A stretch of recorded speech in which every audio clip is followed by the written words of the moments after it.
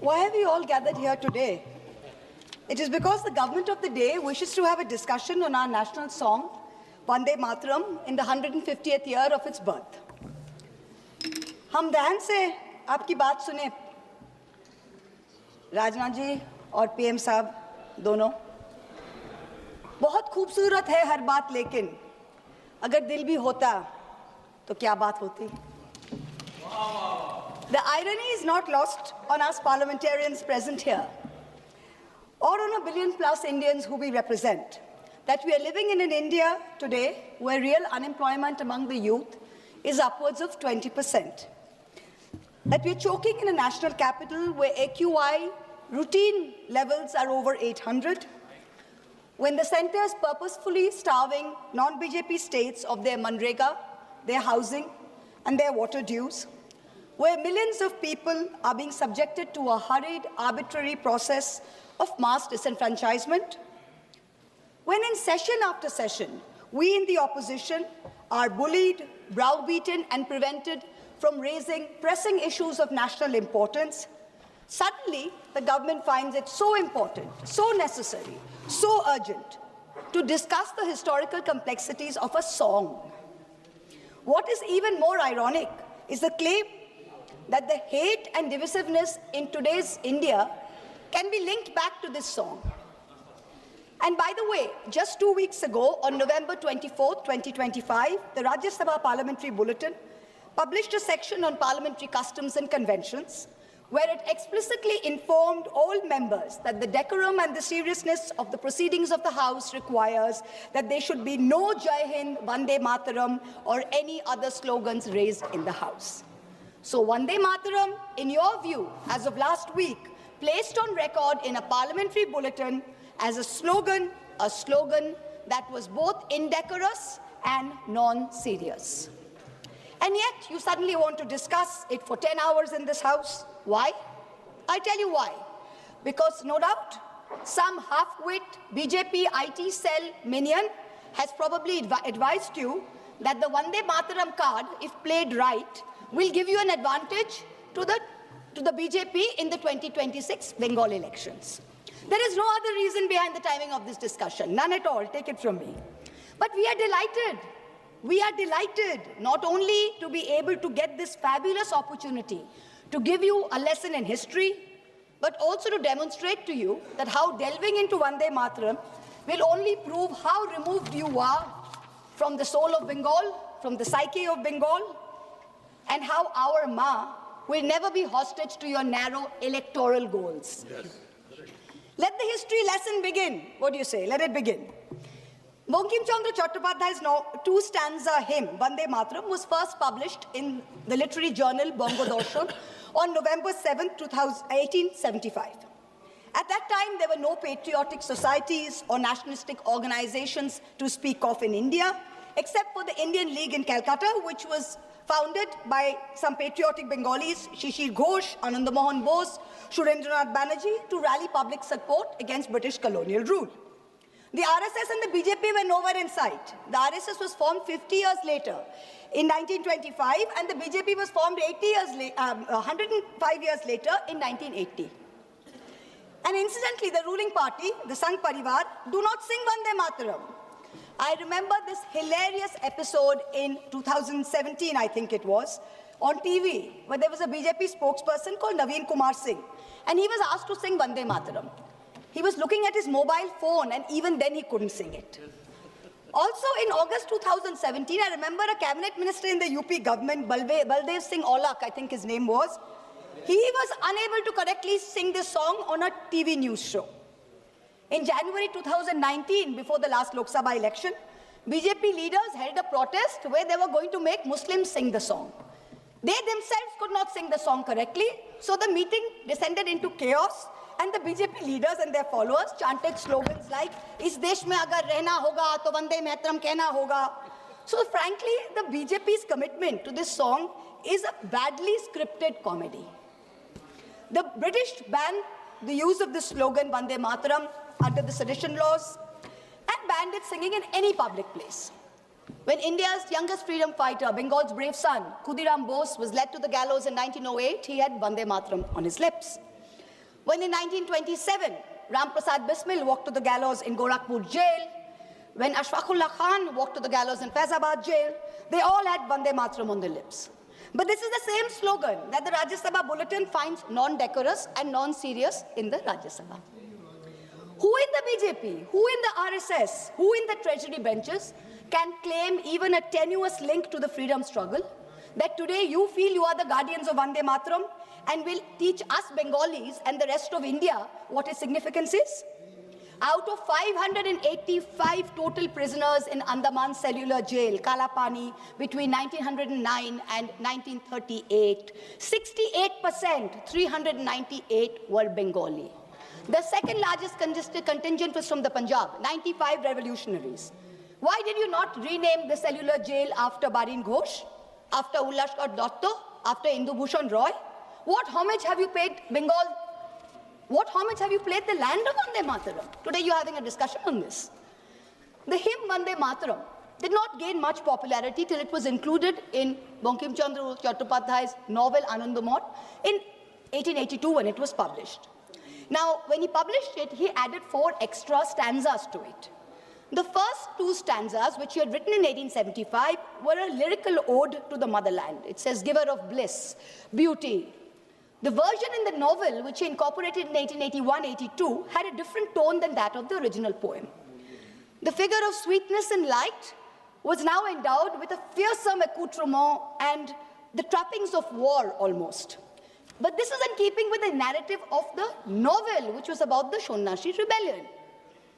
It is important to note here that in the next 4 stanzas that he wrote, Bankim Chandra Chattopadhyay used the words Shaptakoti, which means 7 crores.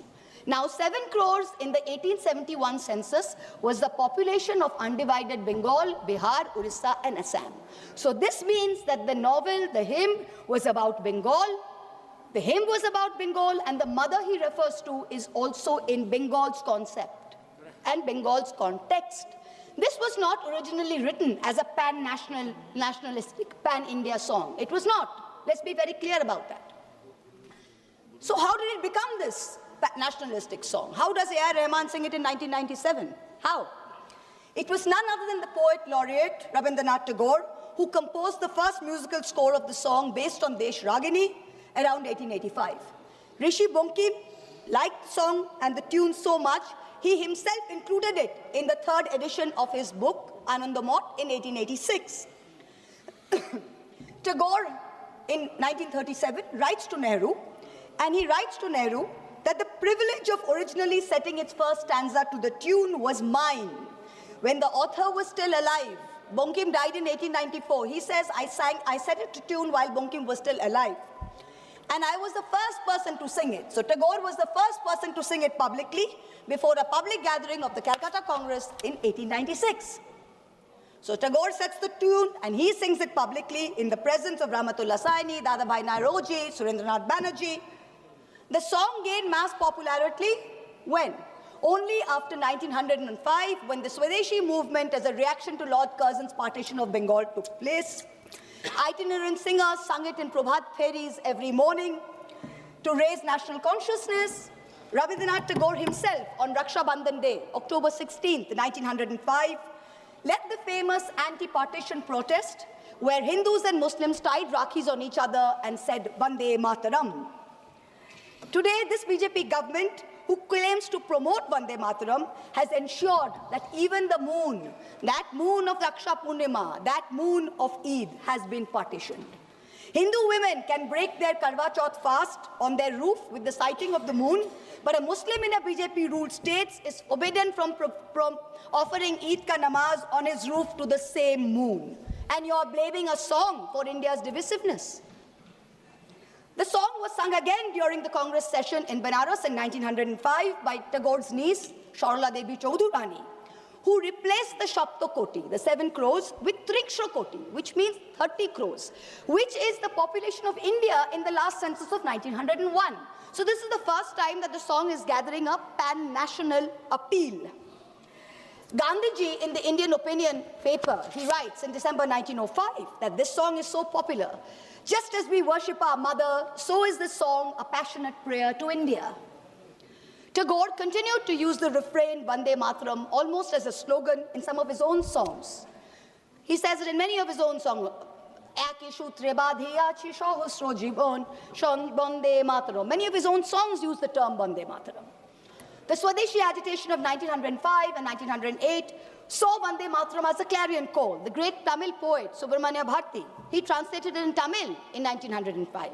It began to be sung in meetings and processions all over India, from coastal Andhra Pradesh, from Vijayawada and the Krishna, to after Jallianwala Bagh in the canals and cantonments of Punjab, where they didn't think of it as a Bengali Sanskrit hymn. They saw it as a shared call of resistance. You, this government today, claim to be the guardians, the true upholders of the spirit of Vande Mataram. We've listened to the Prime Minister for an hour. We've listened to the Honorable Defence Minister for an hour tell us about how they are the true upholders of Vande Mataram. So let me, as a true Bengali, as a proud Bengali, speak for 10 koti Bengalis today, who you call Bangladeshis, who you call Rohingyas. You harass us on the streets, in colonies. You throw us out when we are pregnant across the border. I'm going to dissect the song stanza by stanza and demonstrate how you are butchering both the spirit and the soul of Vande Mataram far more than any 1937 resolution ever did. Shujalang, Shufalang, Balayaja, Shitalang, Shushamalang, Mataram. What do we have here? What have you done on your watch? Shujalang, beautiful abundant water. Over 70% of India's surface water is undrinkable today. India ranks 120 out of 122 countries in the Water Quality Index. 21 major cities, including Delhi and Bangalore, are expected to deplete their groundwater reserves by 2030. And yet, in the face of this data, the government is cutting the Jal Jeevan Mission money to all the states. Bengal itself is owed 3,000 crores in Jal Jeevan Mission money. This is what you are doing for Shujalang. Malayaja Shitalang, the cool, fresh air. This is a joke. The AQI in the national capital today is between 800 and 1,000 routinely. Our children are choking. The elderly are dying. You know what the centre's done? The centre has exempted 78% of thermal power plants from installing key anti-polluting systems. The Environment Ministry has spent less than 1% of its 858 crore pollution fund in 24-25. Fossil fuel-driven pollution claims 1.72 million lives in India, and premature mortality due to outdoor air pollution costs India $339 billion US. That's 9.5% of our GDP. That's what we are doing for Malayaja Shitala. Shoshro Shamalam, the blessed fertility of the soil. What's the government done? The Ministry of Agriculture and Farmers' Welfare saw a reduction in its budget of 2.5% this year. Pradhan Mantri Fasal Bima Yojana, meant for the poorest of farmers, suffered a cut of 3,600 crores. It is estimated that 37% of India's land is affected by degradation. 2/3 of soil samples collected from India are deficient in nitrogen, phosphorus, and potassium, and 85% contain too little carbon for functioning soil systems. Shuhashining, Shumoduro Bhashining, sweet smile, sweet in speech. You, the ruling party, with your hate speech, routinely call for violence against Muslims and minorities. For calls from genocide in Haridwar to open threats in rallies, you use terms like vote bank, infiltrators, goosepetia, those with more children as dog whistles. You impose Hindi on us. You call Bangla a Bangladeshi language. You have unleashed the worst kind of linguistic terrorism on all of us, where people are scared to speak their mother tongue in the streets of Delhi, in the streets of Gurgaon. There is no Shumodhura Bhashining in today's BJP. Shukhodang, Borodang, Matarang, give us happiness. Today, an arbitrary, hurried exercise of your design is making the Election Commission force such work pressure that BLOs are committing suicide. And what does the Election Commission say to us? They say, oh, it's in the line of duty. They should be happy doing it. India is ranking 118 out of 147 countries in the 2025 World Happiness Report. To be a minority in India today is to be perpetually suspect, perpetually second class, and perpetually subordinate. Far from feeling happy, minorities are fearing the state instead of feeling protected by it.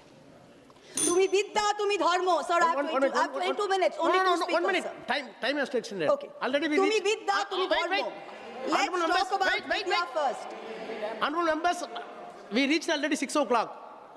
I want to know the sense of the House. If the House decides We can go on up to the discussion is over. Time can be extended. Time extended. Now you can speak. Tumi Vidya, Tumi Dharmo. Let's talk about Vidya first.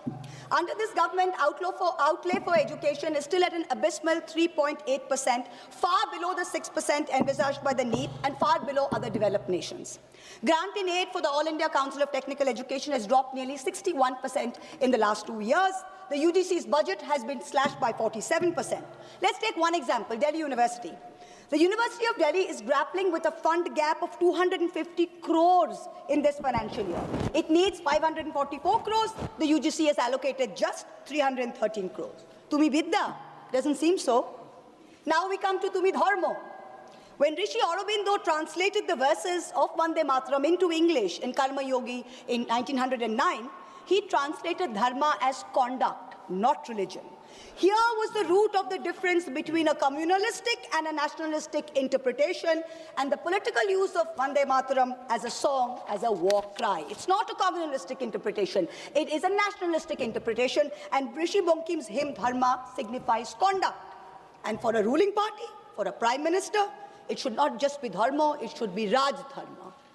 I cannot help but remind this House of the late Prime Minister Atal Bihari Vajpayee, who in March 2002, when asked what a certain chief minister ought to do, famously said, Raj Dharm ka palan kare.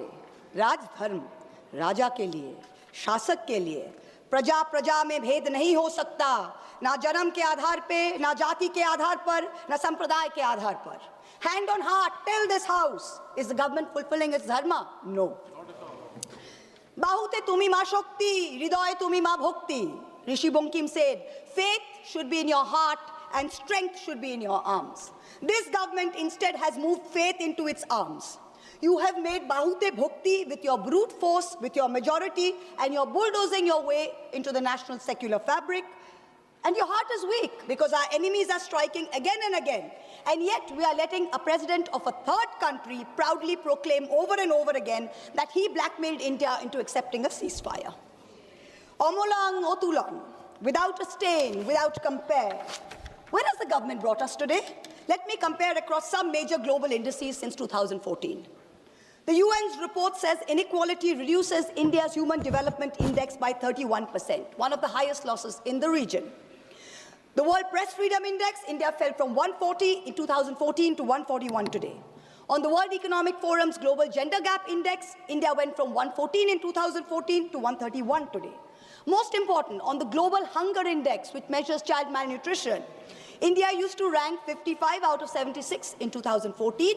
Today, it ranks 102 out of 123.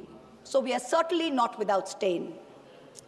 And let me, for once and for all, debunk the ruling party's false claim that a truncated song is always an insult. Jana Gana Mana was originally written as a Brahmo hymn in 1911 and consisted of 5 stanzas. It was called Bharato Bhaggo Vidhata.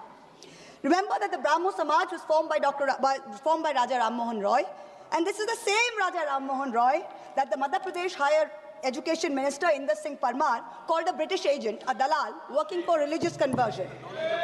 If your party's man is calling Raja Ram Mohan Roy a dalal, I wonder what kind of higher education he can be responsible for. Jana Gana Mana is also a truncated song. Of the 5 stanzas, only the first stanza is sung as a national anthem.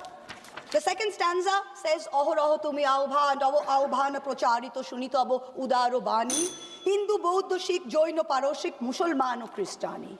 This means something relatively simple. Tagore addresses Bharat Bhagya Vidhata, the maker of India's destiny. And here is a verse whose restoration would mean a strong symbol, a strong gesture against divisiveness.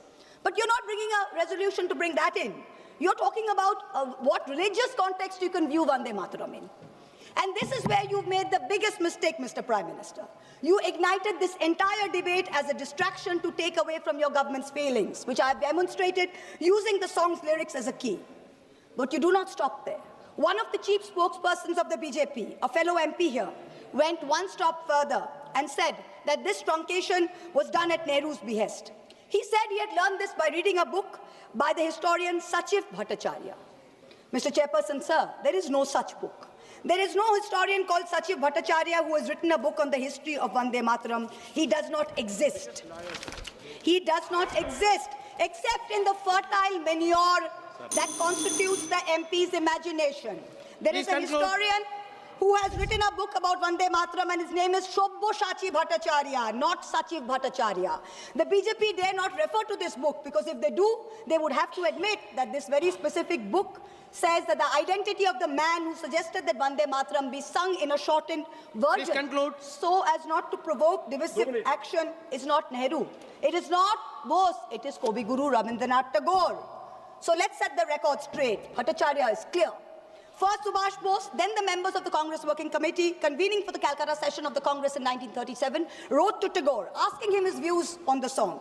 To his reply, Tagore wrote, "The core of Vande Mataram is a hymn to goddess Durga. This is plain, so there can be no debate about it. The novel Anandamath is a work of literature, and so the song is appropriate to it. But Parliament is a place of union for all religious groups, and there the song cannot be appropriate." On October 26, 1937, 3 days prior to the session, Gurudev wrote again to Nehru on this issue. And so he, with a special relation to Vande Mataram, suggested that the first two stanzas should be adopted, and his letter conclude now. profoundly influenced the resolution. Please. Last para, sir. Last para. Please. Rishi Bankim was a highly complex mind, and Anandamath was not his final word on communal history. His last novel, Sitaram, imagines a Hindu realm founded by a heroic and idealistic king who defeats his Muslim adversaries. However, he comes to embody and exceed all the evil attributed to Muslim, and all his Hindu associates abandon him. Please. So if you have the guts to get into the issue, target the man who very wisely edited the song. It was neither Nehru nor Bose, it was Rabindranath Tagore. Come. If you have the courage to withstand truth, come. Fight an election in Bengal in 2026 by saying that Tagore was responsible for dividing India. Let us see where that takes you. Tagore is the one who sang Vande Mataram publicly. He anchored it to our conscience of our nation. It was Bengal's clarion call. It is no jumla that the BJP can expropriate before an election. You try it and you will see what its consequences are. 10 crore Bengalis will rise, 20 crore arms to teach you the real meaning of Vande Mataram. Vande Mataram. Report of BS. Thank you. Now papers has to be laid. Report of Business Advisory Committee, Sri Gurugav Gogai. Gaurav Gogai. I rise to present the 12th report of the Business Advisory Committee. Sri Dipendra Gowda. धन्यवाद अध्यक्ष महोदय।